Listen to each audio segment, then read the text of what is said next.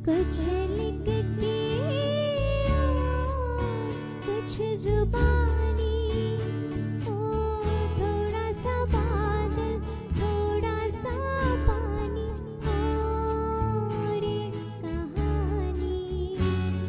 नवी मुंबई आवाज चॅनल आणि रफीज fan club यांच्या संयुक्त विद्यमाने आयोजित केलेल्या नवी मुंबई आयडल स्पर्धेची आगेकूच सुरू असून शनिवारी वाशीच्या मरीन सेंटर क्लबमध्ये अनेक गायकांनी आपली कला पेश केली।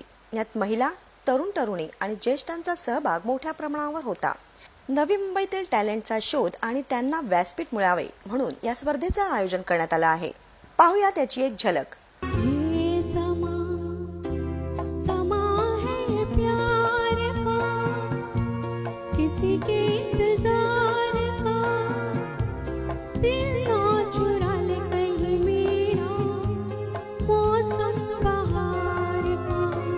ये समा यारा सिली सिली बिरहा की रात गजलवा, यारा सिली सिली, यारा सिली सिली, हो यारा सिली सिली बिरहा की रात गजलवा।